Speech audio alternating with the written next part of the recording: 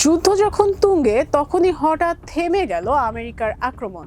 ইরানের বিরুদ্ধে টানা ১৩ দিনের সংঘাতের পর মার্কিন প্রেসিডেন্ট ডোনাল্ড ট্রাম্পের এই নির্দেশ ঘিরে এখন আন্তর্জাতিক অঙ্গনে তুমুল আলোচনা।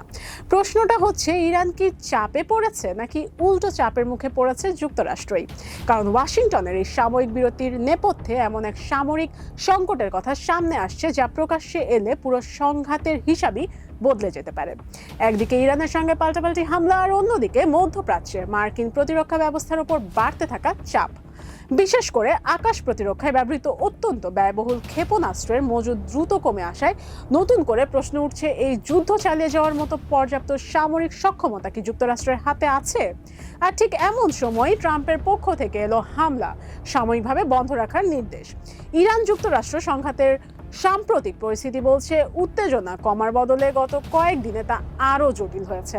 হরমুজ প্রণালীতে দুটি বাণিজ্যিক জাহাজকে ঘিরে হামলার ঘটনা এবং এর পাল্টা জবাবের পর যে সাময়িক যুদ্ধবিরতির পরিবেশ তৈরি হয়েছিল সেটিও কার্যত ভেঙে পড়ে।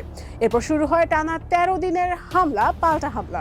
এই উত্তপ্ত পরিস্থিতির মধ্যেই হঠাৎ সামরিক অভিযান স্থগিত রাখার নির্দেশ দেন মার্কিন প্রেসিডেন্ট ডোনাল্ড ট্রাম্প। আন্তর্জাতিক গণমাধ্যমের প্রতিবেদনে উঠে এসেছে, এর পেছনে বড় একটি কারণ হতে পারে মধ্যপ্রাচ্যে মার্কিন আকাশ প্রতিরক্ষা সক্ষমতার ওপর তৈরি হওয়া চাপ। মার্কিন কর্মকর্তাদের আশঙ্কা, ইরানের বিরুদ্ধে দীর্ঘমেয়াদী অভিযান চালাতে গেলে প্রতিরক্ষায় ব্যবহৃত গুরুত্বপূর্ণ ক্ষেপণাস্ত্রের মজুদ দ্রুত কমে যেতে পারে।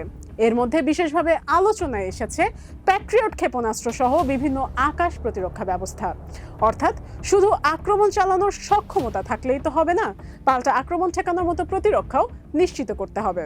আর এখানেই তৈরি হয়েছে ওয়াশিংটনের বড় দুশ্চিন্তা।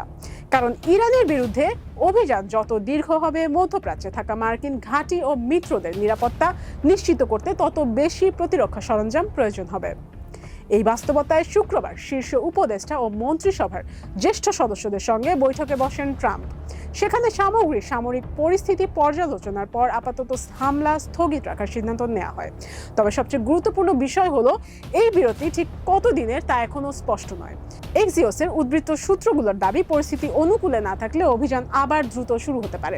এমনকি ১-২ দিনের মধ্যেই হামলা ফের শুরু হওয়ার সম্ভাবনাও উড়িয়ে দেওয়া হচ্ছে না।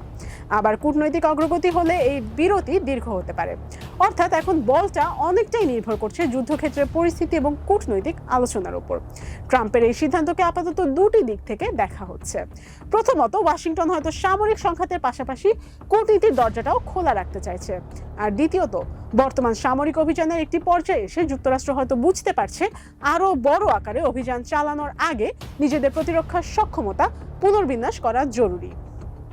আর এখানেই তৈরি হচ্ছে সবচেয়ে বড় আশঙ্কা, এই বিরতি যদি সত্যি কূটনৈতিক সমাধানের পথ তৈরি করে তাহলে মধ্যপ্রাচ্যে উত্তেজনা কমার সুযোগ আছে।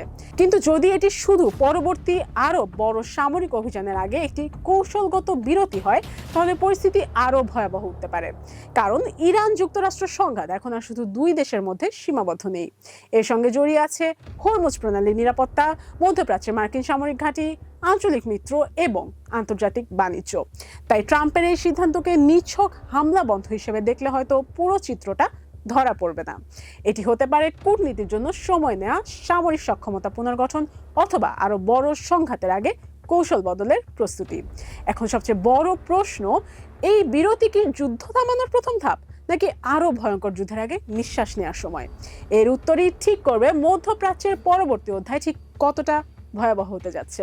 আফরিন প্রিয়া, টাইমস 24।